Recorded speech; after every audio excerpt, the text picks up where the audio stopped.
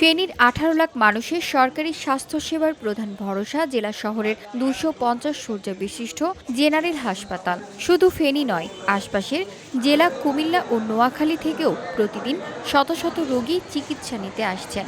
কিন্তু পর্যাপ্ত জনবল, আধুনিক যন্ত্রপাতি ও ব্যবস্থাপনার ঘাটতির কারণে কাঙ্ক্ষিত সেবা পাচ্ছে না রোগীরা। হাসপাতাল সূত্রে জানা গেছে, 250 শয্যার হাসপাতালটি বর্তমানে মাত্র 150 শয্যার জনবল নিয়ে পরিচালিত হচ্ছে। প্রতিদিন বহির্বিভাগে গড়ে 800 থেকে 1200 জন এবং ওয়ার্ডে ভর্তি থাকেন প্রায় 600 রোগী। 306টি অনুমোদিত পদে বিপরীতে কর্মরত আছেন মাত্র 206 জন।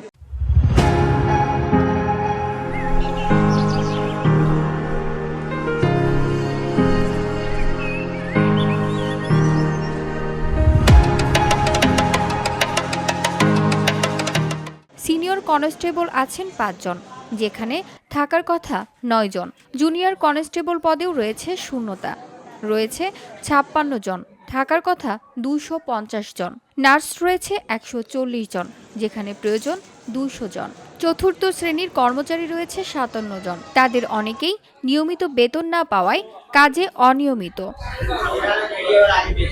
দীর্ঘদিন ধরে মেডিসিন, শিশু, রেডিওলজি, সার্জারি, চক্ষু ও চর্ম বিভাগে বিশেষজ্ঞ চিকিৎসকদের অভাব রয়েছে। শিশু বিভাগে পরিস্থিতি সবচেয়ে সংকটপূর্ণ।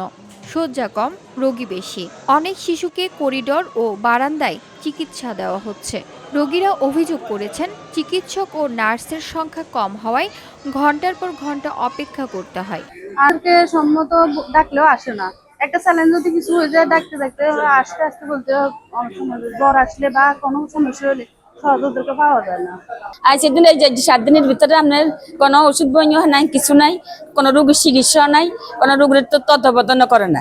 আর ইয়ে আইসি যে কোনো নাস্তা খাই না, কোনো খানা হয় না, কিছু নেই। নোয়াখালীর সাজেদা বলেন, হাসপাতাল থেকে ঔষধ পাওয়ার কথা থাকলেও বাহির থেকে কিনতে হয়। এমনকি রোগীর খাবারও সঠিকভাবে মেলে না।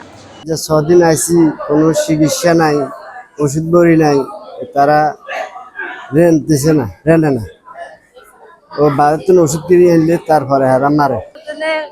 নর্মাল যে ওষুধগুলো পাওয়া যায় এখানে সেটাও দেয় না। সবকিছু আমরা নিচে থেকে কিনা লাগে। হয়তো আমাদের কেউ নাই, একটা ক্যানোলা লাগে বা একটা কোনো কিছু লাগে, ওইটাও আমাদের 6 তলা থেকে নিচে নামে আনতে। আর এখানে তো লিফটের যে অবস্থা। হার্টের রোগী আমার লোকের হতাই সে তারা ডেঙ্গু রোগীরে আমি বলছি, বলার পরে এরা শুনে না। পরে আপনার সাংবাদিক আছে, এর কাছে বলছি, বলার পরে এদের রান্নার মশুরি আছে, মশুরি 3টা দিছে, আর আগুন দেই না। হাসপাতাল সূত্র জানায়, বর্তমানে ডেঙ্গু আক্রান্ত রোগীর সংখ্যাও বেড়েছে। গত সপ্তাহে ভর্তি ছিলেন 17 জন। এই সপ্তাহে ভর্তি হয়েছেন 23 জন। চিকিৎসাধীন আছেন 8 জন। বর্তমানে হাসপাতালে ভর্তি আছেন 431 জন রোগী, যেখানে অনিয়মিত বেড সংখ্যা 250। হাসপাতালের নতুন 6তলা ভবনে লিফট বিকল থাকায় রোগী ও স্বজনদের দুর্ভোগ বেড়েছে। একটি লিফট কখনো চালু হয়নি, অন্যটি 3 থেকে 4 বছর ধরে অচল। ফলে আইসিইউ, সার্জারি ও শিশু বিভাগে রোগী পরিবহনে হচ্ছে চরম ভোগান্তি। আচ্ছা, আমাদের এখানে রোগীর সংখ্যা বেশি। যেমন আজকে আমার এই পর্যন্ত টোটাল রোগী 90 জন আছে, সেই তুলনায় আমরা নার্সের সংখ্যা খুব কম। তারপর আমরা আমাদের সর্বোচ্চ চেষ্টা দিয়ে যাচ্ছি মানুষকে তাদের খুশি মতন তাদেরকে সন্তুষ্ট রেখে সেবা দেওয়ার জন্য। আর খাবারের বিষয়টা হচ্ছে, এখানে যে কটা বেডে বরাদ্দ আছে সে কটা বেডও খাবার নেওয়া হয়। আর অতিরিক্ত যে কয়েকজন হয় গরিব প্রতিবন্ধী, তাদেরকে দেখে দেখে আমরা অতিরিক্ত খাদ্যগুলো দিচ্ছি।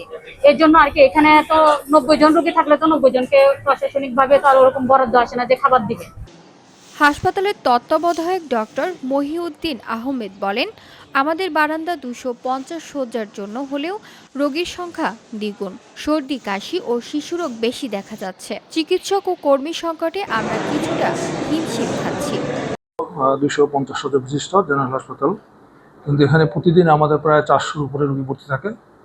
অদ্য 437 জন রোগী ভর্তি আছে, গতদিন 468 জন রোগী।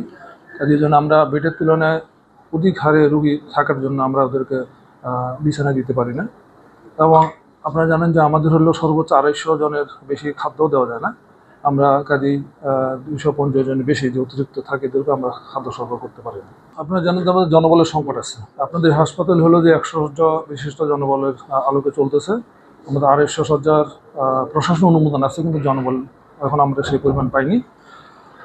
পর্যায়ক্রমে আমাদের সরবরাহ করা হবে, কিন্তু আমাদের নার্স সংকট আছে।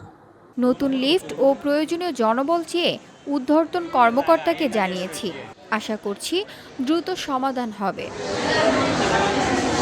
VOD Bangla news desk.